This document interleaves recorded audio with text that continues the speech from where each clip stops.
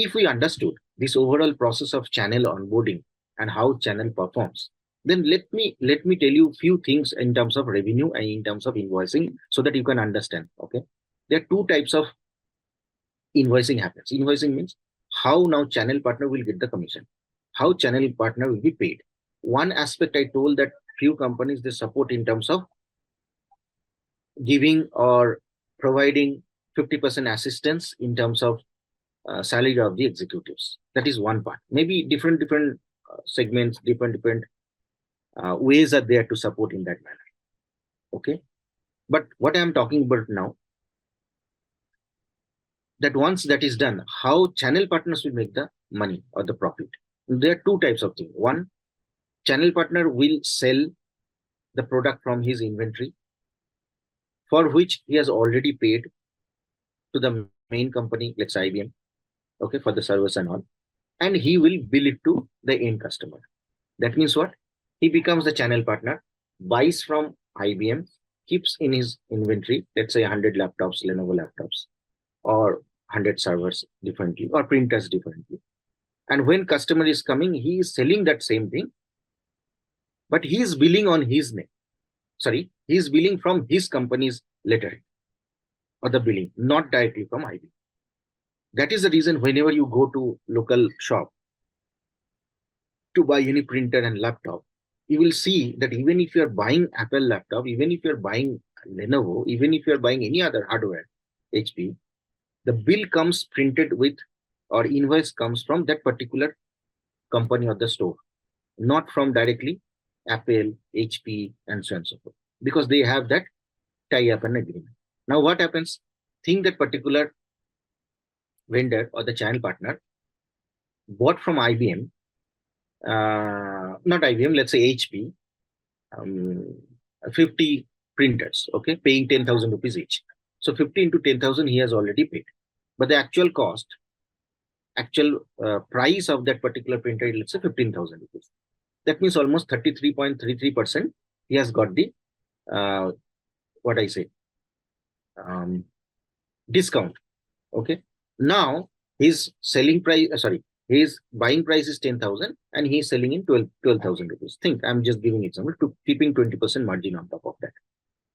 So that means that particular XYZ company will bill you in his invoice mentioning XYZ company of 12,000 rupees, including GST, not GST, whatever it is coming, or 5%, whatever.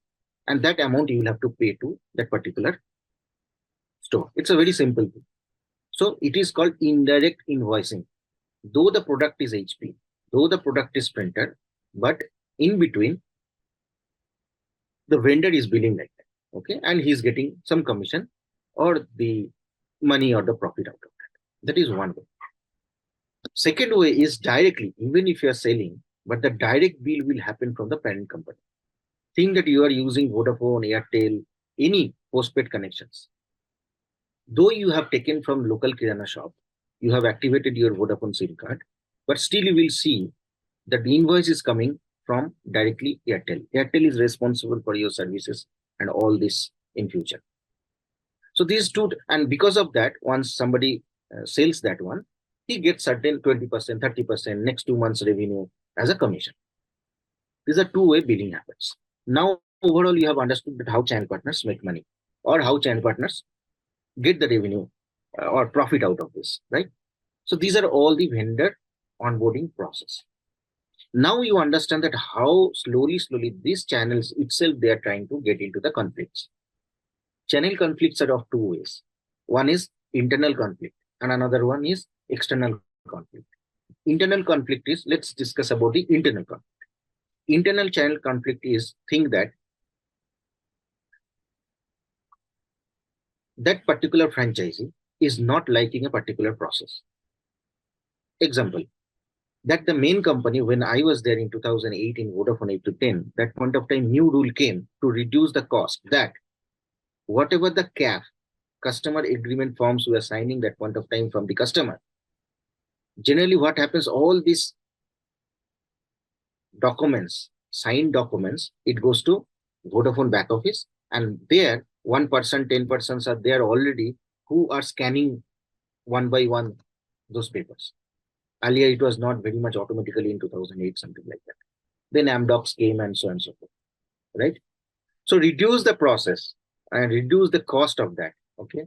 What Vodafone introduced that franchisees will scan and then upload in Amdocs or some certain sort of software, and hard copy will be sent to the Vodafone back office. Now, changing this process, Vodafone saved huge amount of money. That means they do not need a particular section in the back office wherein 10, 20 executives all the time will be doing only the scanning part and saving and uploading. And it's a huge cost saving. Let's say 20,000 rupees simple that point of time if those executives are getting 20 into 10, 2 lakhs per month. So yearly you can think that 2.4, whatever. Understood how many amount of money they are saving. But what was the problem from franchisees end? The problem from vendors end is they had to deploy one person for this scanning, or somebody should be responsible from their own agency, maybe shared basis, or maybe someone will be doing that 1 hour or 2 hours of time they will be wasting in doing scanning. And second thing is that point of time scanner used to be cost almost 10,000 rupees. Scanner used to come separately. Okay, it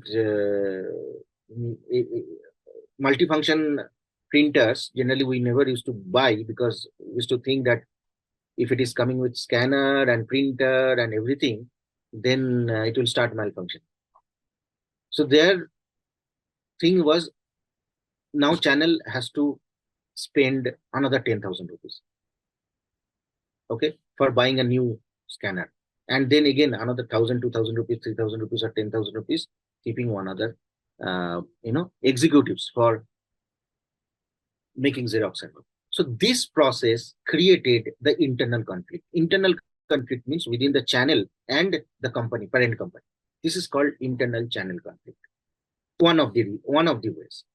Now, what could be the feasible ways? So this kind of complaints we many times we got. Channel partners did not introduce that concept, and then we thought that we will support paying 10,000 rupees one-time cost for buying scanner, and they were happy that kind of thing. So Vodafone paid all their channel partners 10,000 rupees, something like that, to buy the, what I will say, the scanners and so on and so forth. Okay, so that they could scan and send and follow the process.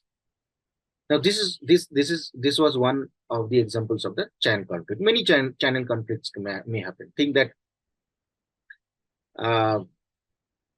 the accounts which that particular vendor has got from the parent company to handle, okay, maybe the number of accounts are very less. Okay, maybe the territory is outside, not within the territory. So he's shelling out more executives to reach out to that particular territory and the remote location. So because of that, sales is not happening in proper manner.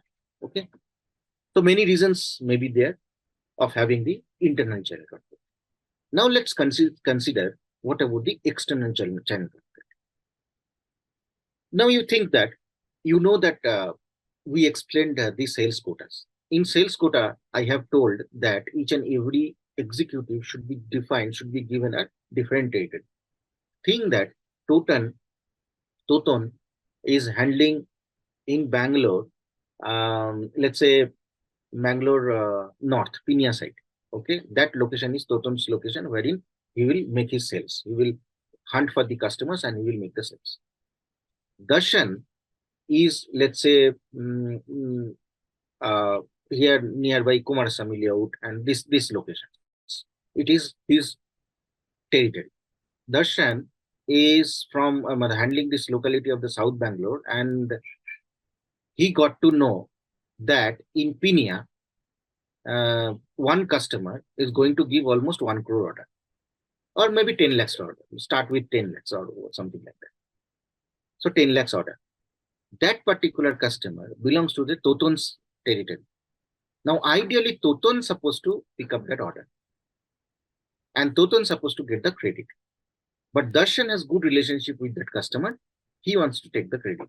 He wants to take the order, and he wants to login. Now, in this case, what is happening? Toton belongs to some other territory, some other channel partner. Darshan belongs to other territory, other channel partners. And when think that Darshan picks up or not picks up, I'm just giving an example. Darshan picks up that order, then it becomes a external channel conflict. That means it's a conflict in between another channel partner and another channel. Earlier, when now I can ask now it's a very good situation to think. Okay, uh, you will see that many companies never used to follow the channel partners or partner process or that concept, that distribution channel concept. Okay, as the biggest example is Dell. Dell never used to have any channel partners. They used to sell always directly. Earlier, it used to Michael Dell when he started selling Dell laptops. It used to be one to one always. He used to knock the door. He used to go to each and every companies to show the product and then used to make the sales. That was a Dell laptop sales concept, which was the direct selling concept. And it is there since 1990s, 80, something like that, 90s, something like that. Okay.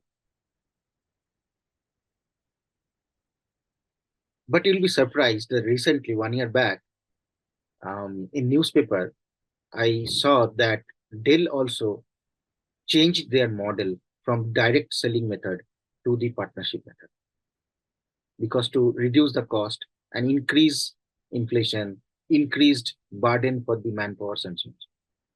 Now here comes very important things to us.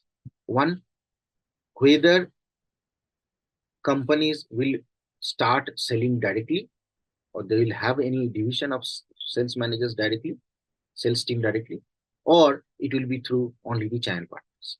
Now, if you say that direct sales has a problem burden, that is the reason companies will move to vendorship agreement or vendorship method, then for vendors itself it is direct sales. No?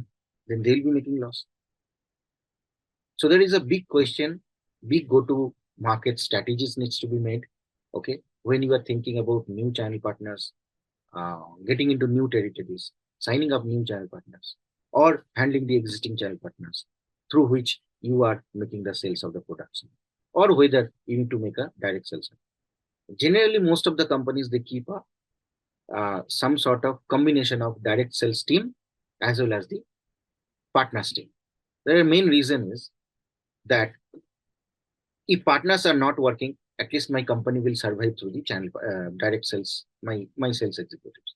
If my sales executives are dull this quarter, at least partners can bring some sales. So in that manner, company will survive. So both the things we need to take care and we need to get into this. Okay.